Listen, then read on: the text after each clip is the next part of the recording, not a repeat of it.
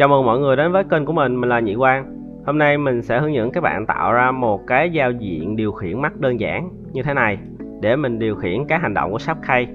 Chứ nếu các bạn sử dụng cách truyền thống là chỉnh từng thông số này thì nó cũng được, nhưng mà sẽ tốn thời gian với lại không trực quan. Mà mình sẽ tạo một cái UI, cái giao diện và mình sẽ điều khiển trực tiếp trên giao diện. Ví dụ như giờ mình sẽ di chuyển con người như thế này. Đấy, các bạn có thấy không, con mắt nó sẽ di chuyển theo cái xương mà mình đã gán, rất dễ để điều khiển. Thay vì các bạn chỉnh lên xuống qua lại bằng các thông số kia, các bạn chỉ cần di chuyển chấm này thôi. Cái này đại diện cho con người mà. Cái đó mình có thể scale để tăng giảm kích thước nó, thu nhỏ như thế này. Rồi mi mắt mình cũng làm tương tự, ví dụ vậy. Các bạn có thể di chuyển một phát ăn ngay, không cần phải chỉnh từng thông số như Subcase kia. Và đó chính là nội dung mà mình muốn giới thiệu hôm nay. Nhưng mà mình sẽ chia làm hai video. Video đầu mình sẽ chỉ cho các bạn cách tạo ra cái giao diện điều khiển này, bởi vì nó khá dài mà. Video lần sau mình sẽ hướng dẫn cách điều chỉnh các thông số Subcase thông qua driver. Đầu tiên mình sẽ tạo một giao diện điều khiển như thế này. Các bạn tạo cho mình một lens, xoay x 90 độ, rồi edit more, bấm x, bỏ fade đi, only fade, xóa fade, chỉ trừ lại cái khung này thôi. Sau đó mình sẽ định hình cái khung này, shift đi để clone nó.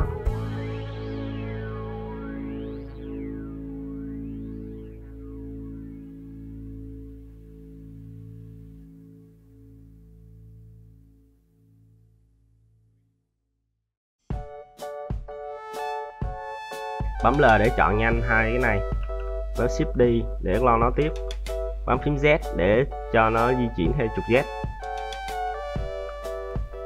Và thế là mình đã tạo xong phần khung. Tiếp tiếp mình sẽ chèn chữ thì các bạn bấm Shift A, chọn text, bấm RX90 để xoay, rồi bấm Tab để gõ chữ. Ví dụ như ai, bấm S để thu nhỏ, đặt vào vị trí thích hợp.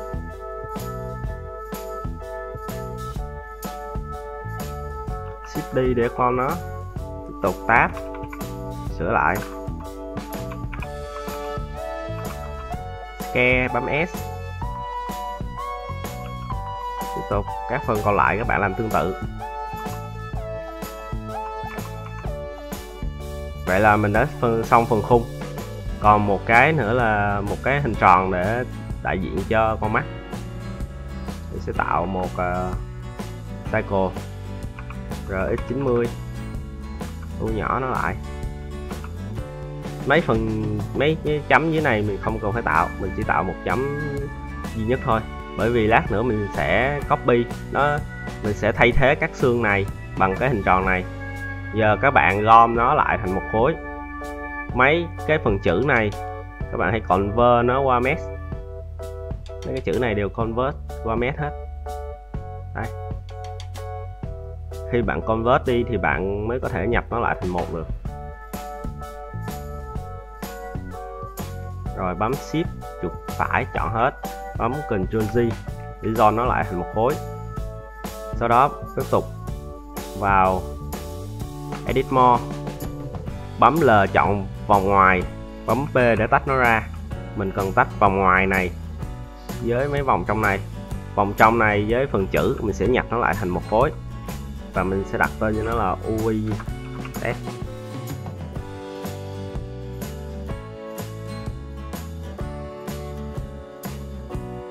Rồi mình sẽ được 3 thành phần của UI. Tiếp đó mình sẽ tạo xương. Bấm Shift A chọn Avatar, xương, kéo nó qua đây, xoay nó một góc, 90 độ như thế này. Các bạn vào phần hình con người này, phần xương, các bạn tích vô cho mình cái là cái định hướng á. Bấm Ctrl A rotation. Tiếp đó thằng này chính là cái xương chính của mình đặt tên cho nó luôn là I Ui.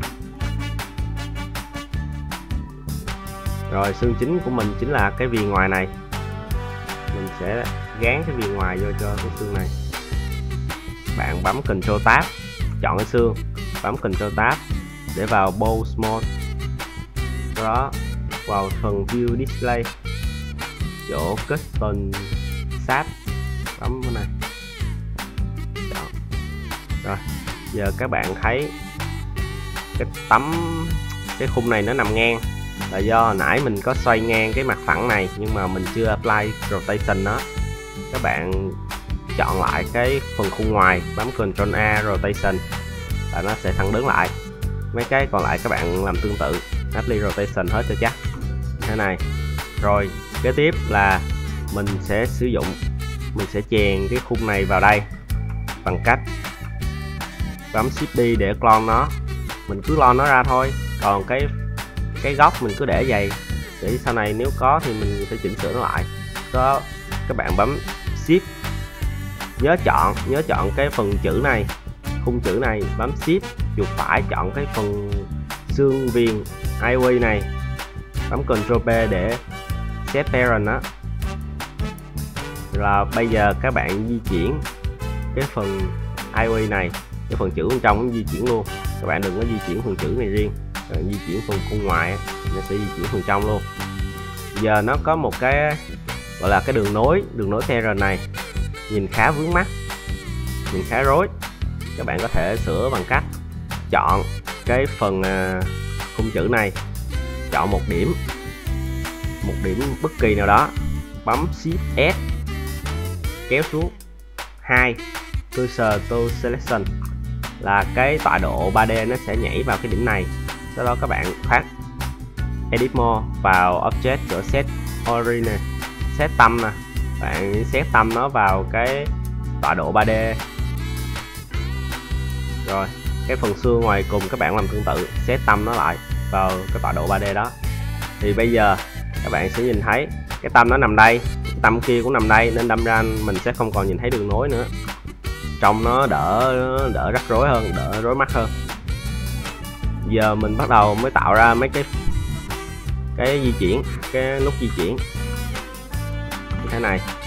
Đây ở chỗ này có một cái này là của con mắt, đúng không?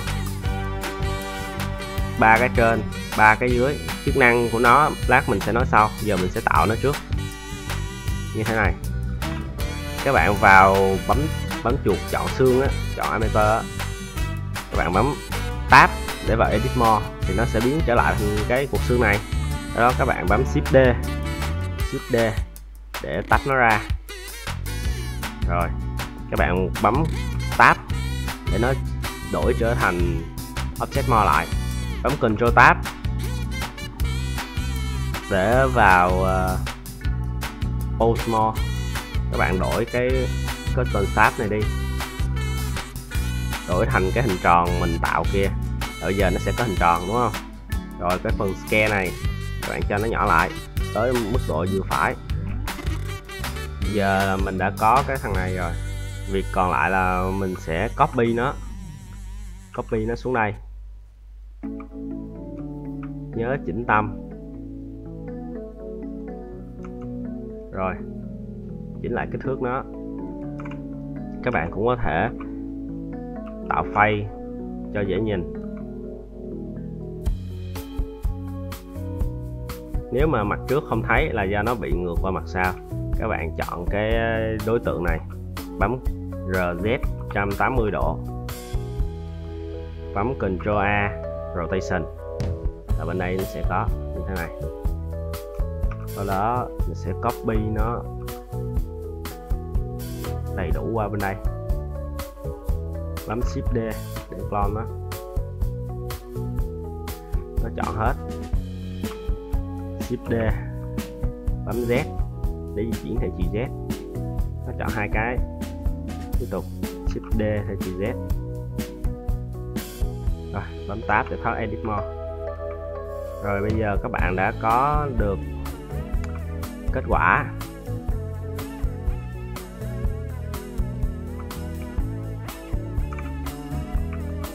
Cái phần mà mẫu này các bạn có thể ẩn nó đi, không cần dùng nó nữa.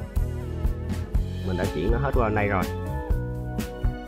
Các bạn thấy, có thể mình chưa cần dùng này, mình tắt đi. Đó, đây là cái giao diện của mình. Giờ các bạn muốn tạo màu cho các chỗ di chuyển này thì các bạn bấm Ctrl Tab vào Bold Small, chỗ Bold Group này các bạn tạo mới, nó sẽ chọn màu cho mình sẽ chọn màu vàng như thế này, mình assign nó thì cái bold này sẽ màu vàng. Đó, mình sẽ chọn mấy cái xương, tạo mới một group, chọn màu mới cho nó, ví dụ màu hồng đi, mình assign nó sẽ ra màu hồng. Cái cuối mình sẽ tạo thêm mới một group nữa, mình chọn màu xanh, mình assign nó sẽ ra màu xanh như thế này. Bây giờ có màu rồi mình sẽ dễ dàng quan sát hơn. Đó, vậy là xong cái phần tạo UI. Đây, UI đây. Bây giờ mình sẽ sử dụng UI mình tạo sẵn bên đây. Mình sẽ ẩn UI này đi.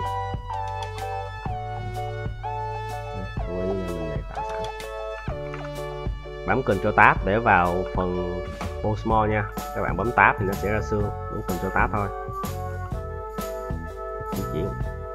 Bây giờ mình sẽ tạo một số giới hạn. Vì sao? Bởi vì con mắt của mình là không thể nào mà bay ra khỏi cái hốc mắt được. Cũng giống như cái phần màu vàng này, nó sẽ không chạy lố qua được cái khung này. Các bạn bấm N lên, các bạn sẽ xem vị trí của nó. Giống như vậy, mình di chuyển cái chấm màu vàng, cái tâm màu vàng tới vị trí này thì tọa độ của nó trên đây sẽ là vị trí x của nó sẽ là 0.2, mình làm tròn đi, 0.2 thì còn lố quá, mình sẽ tăng lên 0.21, tùy vào thông số khác nhau nha, không nhất thiết các bạn làm giống mình đâu. 0.25 rồi, chấm 25. Đó, chấm 25 là vị trí tối đa của x, rồi âm chấm 25 là vị trí tối thiểu của x, là nằm bên đây đúng không? Giờ mình sẽ giới hạn cái vị trí di chuyển của nó bằng cách các bạn vào phần này Bold Contrast, Bold Content, các bạn chọn limit location, nó sẽ giới hạn lại. Minimum là phần âm, phần nhỏ, còn maximum là phần lớn. Giá trị nhỏ nhất của nó chấp nhận được là 0.25, giá trị lớn nhất chấp nhận là 0.25, âm 0.25 thôi, như thế này là được. Rồi nó đâu rồi? Nó nằm đây rồi. Tại sao nó nằm đây? Bởi vì mình đang để tọa độ của nó tính là tọa độ thế giới. Tọa độ thế giới là nó tính tọa độ của cái trục XY trên màn hình này, là cái trục này. Nó đang tính tọa độ ở trục này. Nhưng mà mình đang so nó với tọa độ của cái thằng giao diện UI này. Mình đang so tọa độ của bản thân nó thôi. Thì mình sẽ đổi cái workspace này thành local base. Local base nghĩa là tọa độ của bản thân nó so với ban đầu. Giống như ban đầu nó là 0 thì tọa độ nằm đây, mình kéo ra thì nó tới 0.25 thôi so với tọa độ ban đầu. Còn nếu mà mình để workspace là so với tọa độ góc của màn hình này, nó nằm vị trí này là không đúng, mình sẽ chỉnh local space thôi. Rồi giờ thí dụ mình thấy không, các bạn thấy khi mình di chuyển x nó đã bị giới hạn lại rồi, nó không chạy ra được nữa. Nhưng có một vấn đề là con số trên đây của nó vẫn di chuyển, bản thân nó không di chuyển, nhưng mà con trỏ, vị trí con trỏ nó vẫn tính số. Cái này sẽ ảnh hưởng đến việc mình điều khiển thông qua sub key, thông qua driver. Khi mà cái xương này tới giới hạn rồi thì vị trí nó cũng tới giới hạn luôn, nó không di chuyển được nữa. Mình bấm Alt G để reset lại location, reset vị trí. Sau đó mình chọn tích vô cái Affect Transform này.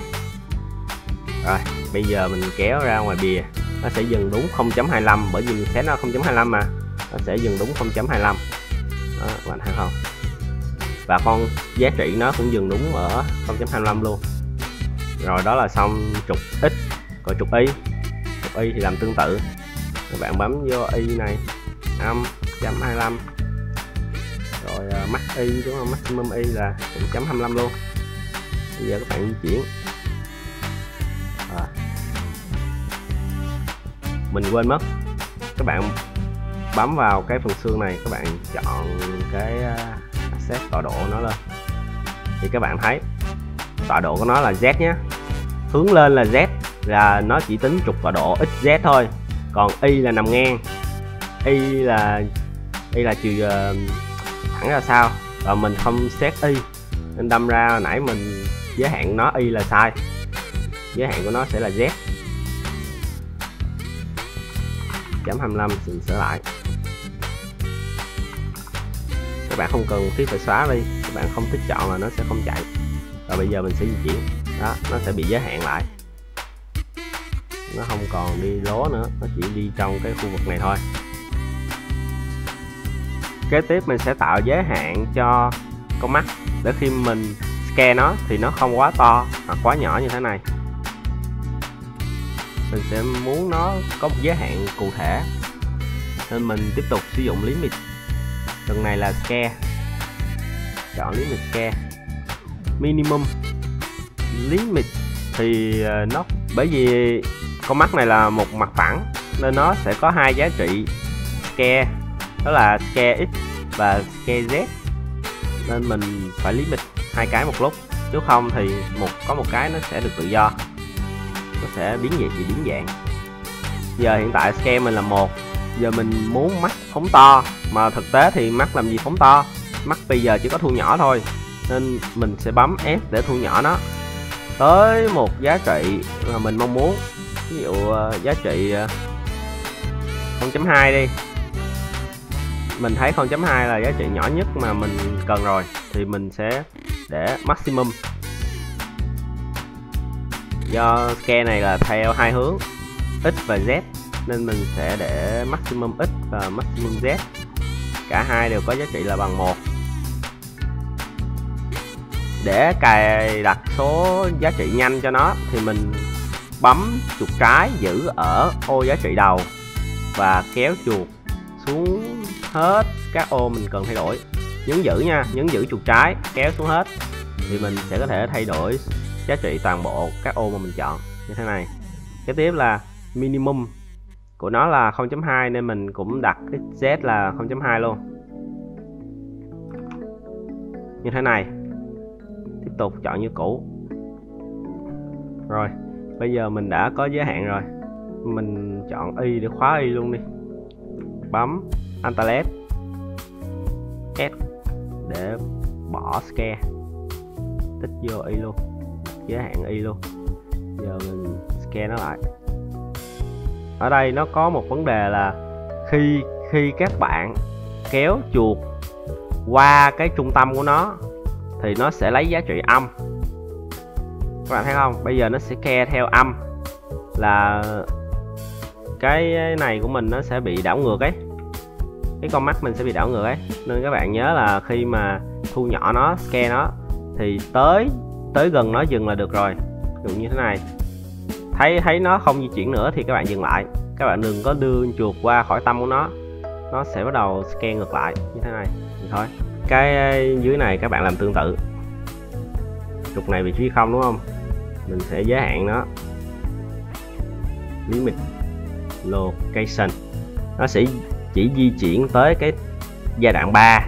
Đây là cái này là mi mắt mà, mi mắt thì mi trên, đây là mi trên có 3 giai đoạn, mi dưới có 1 giai đoạn, thì nó chỉ di chuyển tới giai đoạn 3, là nó chỉ di chuyển tới giai đoạn này thôi. Ví dụ mình muốn di chuyển tới giai đoạn này là 0.12 19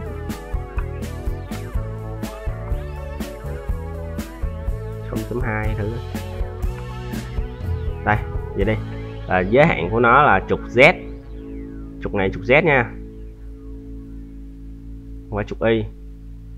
giới hạn của nó sẽ là âm 0.2 thì mình sẽ để z là âm 0.2, rồi maximum của z là 0, và chỗ này chọn locate.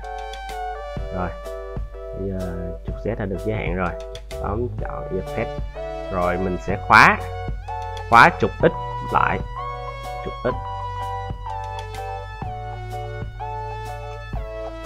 Vậy là xong, mình sẽ chỉ di chuyển được theo trục z thôi. Trục x mình đã khóa lại rồi. Này làm tương tự, mình không biết cách để copy nó nên mình làm bằng tay.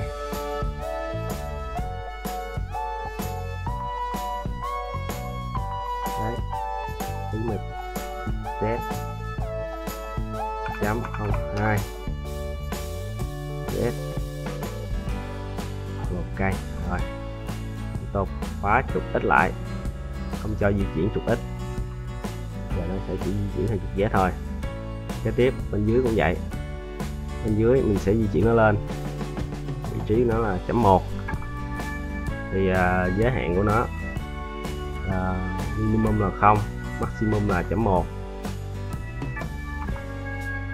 Effect local, đấy bên đây tương tự.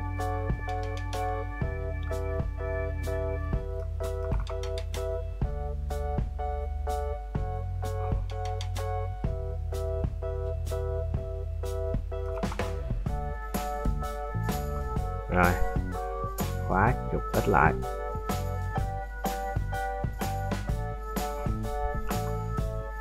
rồi mình đã điều khiển được thằng này ổn. Ok rồi này. Kế tiếp là eyebrow, lông mi, chân mày chứ. Tiếp tục limit, mình sẽ kéo xuống hết cỡ, chỉ của nó là âm chấm 3 không được, 31 rồi âm chấm 31 thì do vị trí, do giá trị nó âm nên mình sẽ chọn là âm chấm 31, âm 31 này là 0. Local, khóa trục x, tiếp tục location,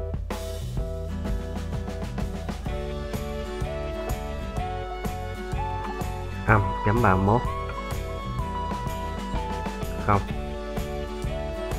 Ok, khóa trục x. Rồi mình đã giới hạn xong phần